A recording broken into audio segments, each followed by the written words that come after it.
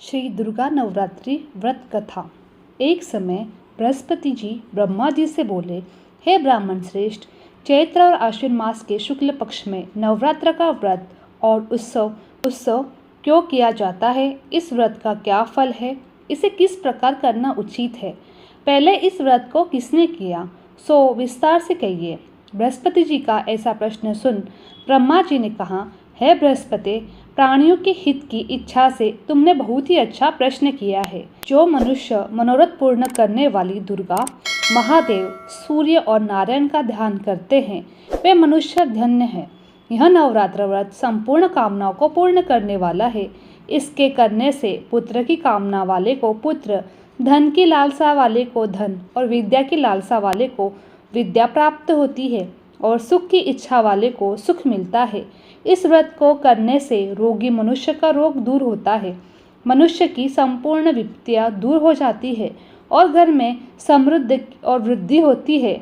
बंधा को पुत्र प्राप्त होता है, समस्त पापों से छुटकारा मिल जाता है और मन को मनोरथ सिद्ध हो जाता है। जो मनुष्य इस नवरात्र व्रत को नहीं करता, वह अनेक दुखों को भोगता है, कष्ट व रोग से पीड़ित हो, अंगहीनता को प्राप्त होता है, उसके संतान नहीं होती और वह धन धान्य से रहित हो, भूख और प्यास से व्याकुल घूमता फिरता है तथा संज्ञाहीन हो जाता है।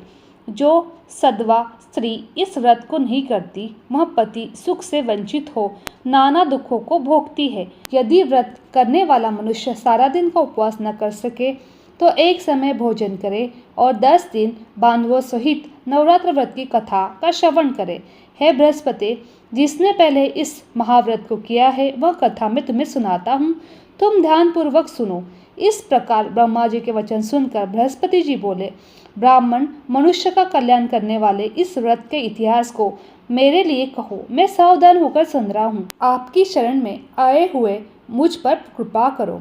ब्रह्मा जी बोले, प्राचीन काल में मनोहर नगर में पीठक नाम का एक अनाथ ब्राह्मण रहता था। वह भगवती दुर्गा का भक्त था। उसके संपूर्ण सद्गुणों से युक्त सुमति नाम की एक अत्यंत सुंदर कन्या उत्पन्न हुई। वह कन्या सुमति अपने पिता के घर बाल्यकाल में अपनी सहेलियों के साथ क्रीड़ा करती हुई इस प्रकार बढ़ने लगी जैसे शुक्ल पक्ष में चंद्रमा की कला बढ़ती है। उसका पिता प्रतिदिन जब दुर्गा की पूजा करके होम किया करता, वह उस समय नियमित से उपस्थित रहती। एक दिन सुमति अपनी सखियों के साथ खेल में लग गई और भगवती के पूजन में उपस्थित नहीं हुई।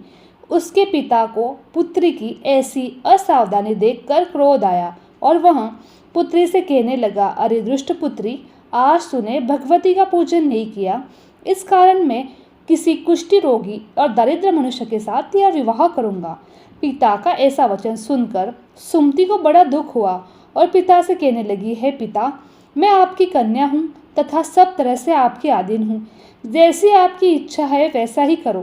राजा से, कुष्ठी से, दरिद्र से अथवा जिसके साथ चाहो मेरा विवाह कर दो, पर होगा वही जो मेरे भाग्य में लिखा होगा। मेरा तो अटल विश्वास है, जो जैसा कर्म करता है उसको कर्मों के अनुसार वैसा ही फल प्राप्त होता है, क्योंकि कर्म करना मनुष्य के अधीन है पर फल देना ईश्वर के अधीन है।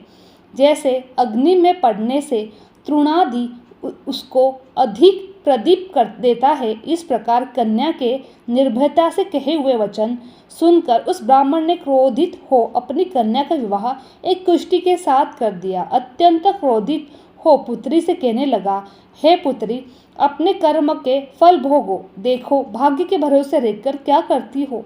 पिता के ऐसे कटु वचन को सुनकर सुमति मन में विचार करने लगी, मेरा बड़ा दुर्भाग्य है जिससे मुझे ऐसा पति मिला है।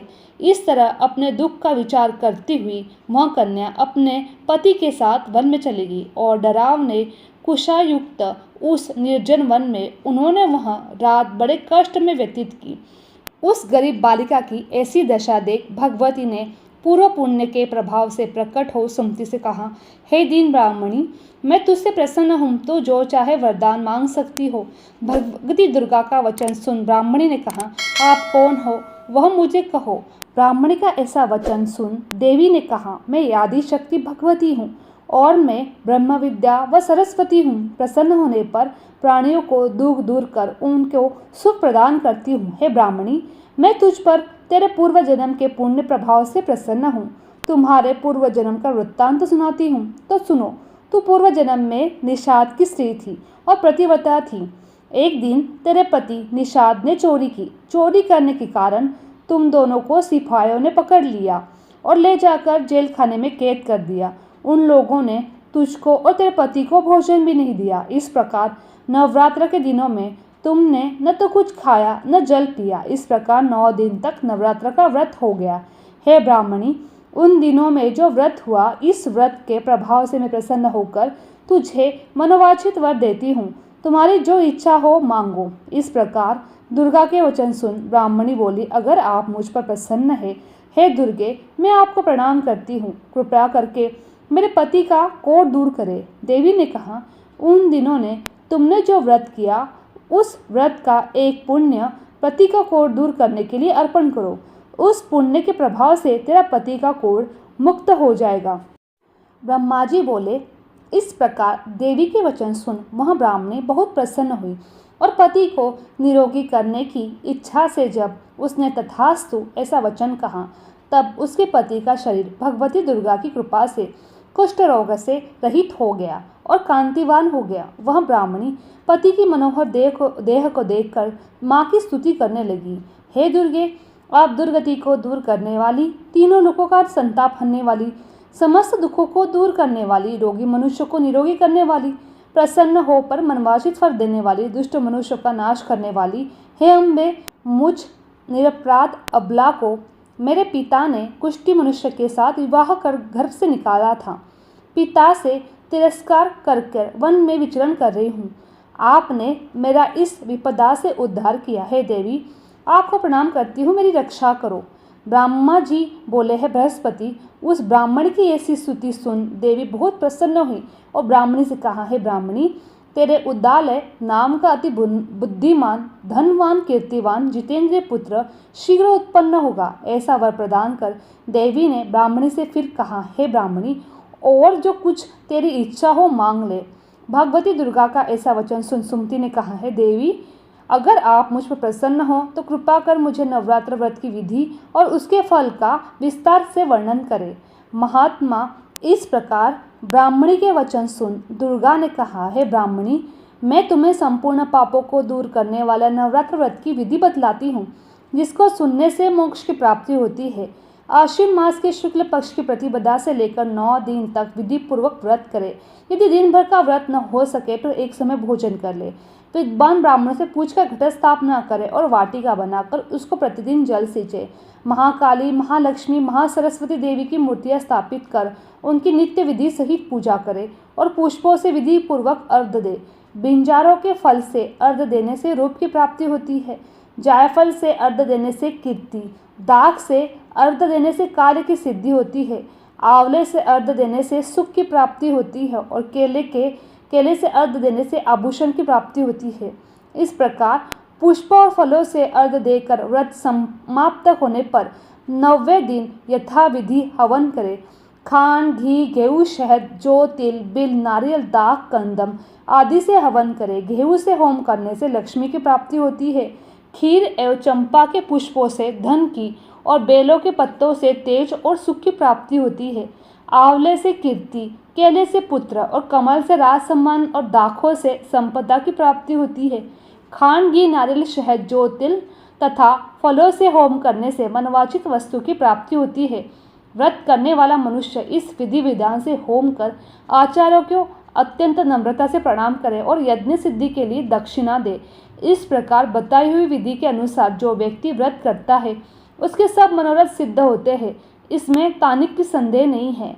इन 9 दिनों में जो कुछ दान यदि दिया जाता है उसका करोड़ों गुना फल मिलता है। इस नवरात्र व्रत करने से यश्वमेध यज्ञ का फल मिलता है।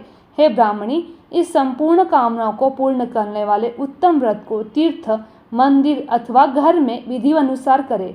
ब्रह्मा जी बोले, बृहस्पति, इस प्रकार ब्राह्मणी को व्रत की विधि और फल बताकर देवी अंतर्धान हो गई।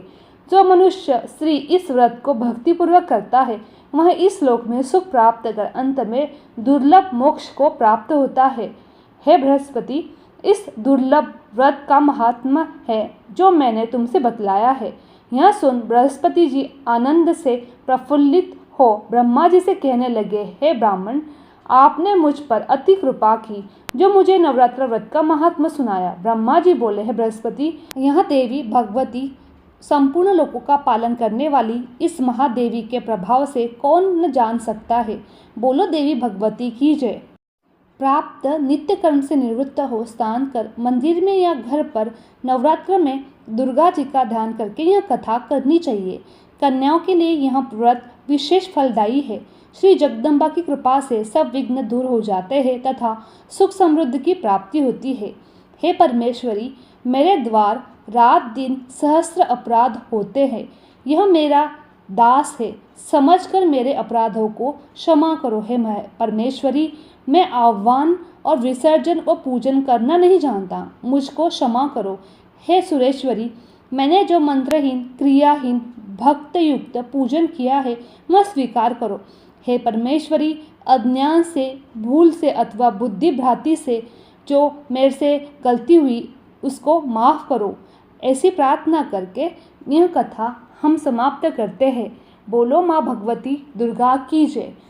मेरी वीडियो आप लोगों को अच्छी लगी तो कमेंट में जय माँ दुर्गा ज़रूर लिखें और मेरे चैनल को सब्सक्राइब करना ना भूलें। आप सभी का धन्यवाद।